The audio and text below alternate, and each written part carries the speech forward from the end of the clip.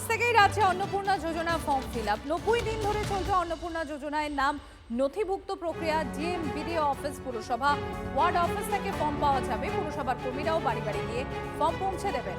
হীরক রয়েছেন আমাদের সঙ্গে, বাঁকুড়া পুরসভার একটা ওয়ার্ড থেকে রয়েছেন হীরক আমাদের সঙ্গে। আমি একবার হীরকের কাছে চলে যাবো। হীরক, এই যে আজ থেকেই অন্নপূর্ণা ভান্ডারের যে ফর্ম ফিল আপ শুরু হচ্ছে, কিভাবে মানুষজন খুব স্বাভাবিকভাবেই এখন কৌতূহলী যে কোথা থেকে আমরা সেই ফর্ম পাবো, ফর্ম ফিল আপ করে কোথায় আমরা জমা দেবো, কিভাবে গোটা প্রক্রিয়াটা হবে, যদি তুমি একটু আমাদের সামনে তুলে ধরো।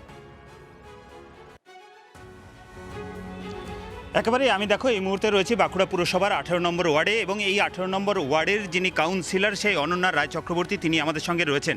দিদি, জানতে চাইবো যে এই অন্নপূর্ণা ভান্ডার বা অন্নপূর্ণা যোজনার আজ থেকে তো ফর্ম ফিল আপ শুরু হচ্ছে, কিভাবে মানুষজন তারা ফর্ম পাবেন বা কিভাবেই বা ফিল আপ হবে? কারণ এই 12 পাতা 13 পাতার যে ফর্ম, সেই ফর্ম ফিল আপ নিয়ে তো একটা বিভ্রান্তি মানুষের মধ্যে রয়েছে।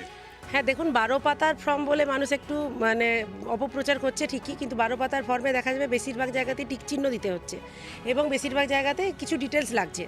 তো সেই ক্ষেত্রে আমাদের যারা প্রাপক তাদেরকে কোনো ফিল আপের জন্য চিন্তা করতে হবে না, কারণ আমাদের এসডিও অফিস থেকে এবং আমাদের পৌরসভা থেকে স্টাফ রাখা থাকবে, এবং তার সাথে আমরা নিজেরাও থাকবো যারা স্বেচ্ছাসেবায় নিজেরা আছি। মানে তারা কি বাড়ি বাড়ি গিয়ে ফর্ম তুলে দেবেন যারা প্রাপক তাদের হাতে? হ্যাঁ, বাড়ি বাড়ি গিয়ে ফর্ম দেওয়ারও ব্যবস্থা হবে, কিংবা একটা ক্যাম্পেরও ব্যবস্থা হতে পারে, যেভাবে মানুষের সুবিধা হবে, যাতে মানুষকে হ্যারাসমেন্টের সম্মুখীন হতে না হয়, তাতে যে পদক্ষেপই নিতে হবে সেটাই আমরা নেব।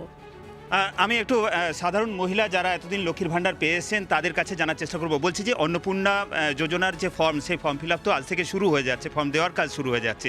আপনারা কি ফর্মটা দেখেছেন? অনলাইনে কি ডাউনলোড করেছেন নাকি অফলাইনের জন্য অপেক্ষা করছেন? না, আমরা অনলাইনে এখনো ডাউনলোড করিনি, অফলাইনের জন্য অপেক্ষা করছি, কিন্তু আমরা ফেসবুকের মাধ্যমে দেখেছি ফর্মটা। তো সেখানে কি কোথাও একটা সমস্যা হতে পারে? কারণ একটা দীর্ঘ ফর্ম, সেটা কোথাও সমস্যা হতে পারে, এরকমটা কি মনে করছেন কোথাও? না না, সমস্যা হওয়ার তো কোনো কিছু নেই, সবই তো বাংলায় লেখা আছে, আমাদের বোঝার কোনো অসুবিধাই নেই।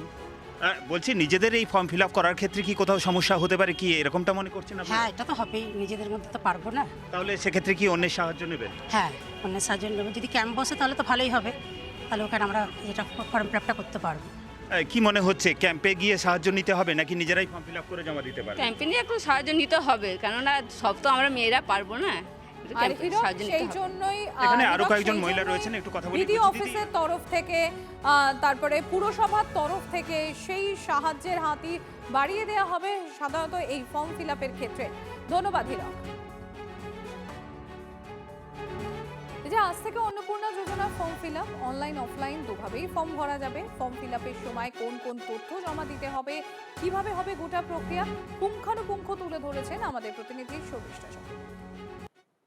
অন্নপূর্ণা যোজনা ফর্ম বেরিয়ে গিয়েছে, কিন্তু সেই ফর্ম পূরণে কোথাও সমস্যা হচ্ছে। কি কি তথ্য লাগবে, সমস্ত তথ্য TV9 বাংলা আপনাদের সামনে তুলে ধরবে। প্রথমে যে বিভাগটা রয়েছে পারিবারিক পরিচয়, যেখানে আপনার পরিবারের প্রধান যিনি তার সমস্ত তথ্য দিতে হবে। যে কজন সদস্য রয়েছেন তাদের প্রত্যেকের সম্পর্ক লিখতে হবে, তার নাম, ঠিকানা, সমস্ত ইন ডিটেল এই বাংলা ফর্মে আপনি পরিষ্কারভাবে বুঝতে পারবেন। পরিবারের প্রধান এবং পরিবারের সকল প্রাপ্তবয়স্ক সদস্যের ব্যাংক অ্যাকাউন্ট নাম্বার আপনাকে বিস্তারিতভাবে জানাতে হবে। এপিক নাম্বার মানে আপনার পরিবারের প্রত্যেক সদস্যের এপিক নাম্বার দিতে হবে। আপনার বাড়িতে যদি রেশন কার্ড ডিজিটাল থাকে সেটাও আপনাকে এখানে উল্লেখ করতে হবে, যদি না থাকে সেটাও উল্লেখ করতে হবে। আপনার পরিবারের প্রত্যেক সদস্যের কতটা সম্পত্তি রয়েছে, আপনার পরিবারের 3টে ঘর রয়েছে কিনা এবং সেই ঘরগুলো পাকা ঘর কিনা, আপনার পরিবারের আলাদা কোনো জমি রয়েছে কিনা, কারোর কোনো 4 চাকার গাড়ি রয়েছে কিনা, সেটা কিন্তু ট্রাক্টরও হতে পারে, সেটা 4 চাকার যে কোনো গাড়ি, কিন্তু সেটা অবাণিজ্যিক মানে নন কমার্শিয়াল গাড়ি। এবং পরিবারের প্রত্যেক সদস্যের জমির পরিমাণ আপনাকে জানাতে হবে।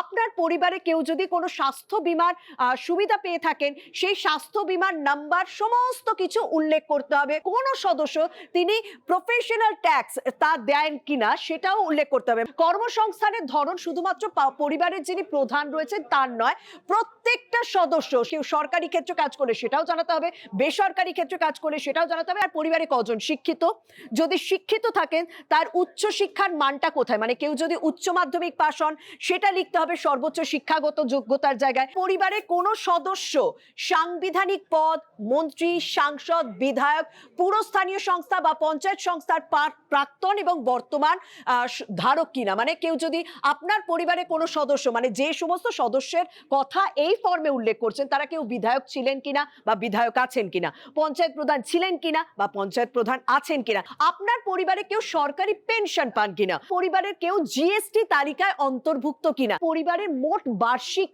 আয়, সিএএ তে যদি আপনি আবেদন করে থাকেন তার তথ্য দিয়ে থাকবেন। যদি এসআইআর এ আপনার নামের ক্ষেত্রে কোনো রকম জটিলতা তৈরি হয়, আপনি যদি ট্রাইব্যুনালে থাকেন, সেই তথ্যও কিন্তু আপনাকে দিতে হবে এখানে। পরিবারের প্রত্যেক সদস্যের তথ্য যেমন দিচ্ছেন, পরিবারের প্রত্যেকটি শিশুর তথ্য আপনাকে এখানে উল্লেখ করতে হবে। আরো একটা বিষয়, শিশুদের কি টিকাকরণ সঠিক সময় সঠিকভাবে হচ্ছে, আপনি কি কোনো সরকারি প্রকল্পের সুবিধা ডিবিটির মাধ্যমে আগে পেয়েছেন, আপনার পরিবারের প্রধান বা আপনার পরিবারের কোনো সদস্য পেয়ে থাকে আগে, সেটা এখানে প্রত্যেকের নাম ধরে ধরে উল্লেখ করতে হবে। সবার শেষে গিয়ে আপনি স্বাক্ষর করবেন। একটা জিনিস মাথায় রাখবেন, এই যে ফর্মে আপনি যে তথ্যগুলো দিলেন, এই তথ্যগুলো যদি এর মধ্যে কোনো রকম কোনো তথ্য ভুল হয় তাহলে কিন্তু আপনার বিরুদ্ধে আইনত ব্যবস্থা নেওয়া হবে, সেটা কিন্তু এই ফর্মে সঠিকভাবে উল্লেখ করা হয়েছে।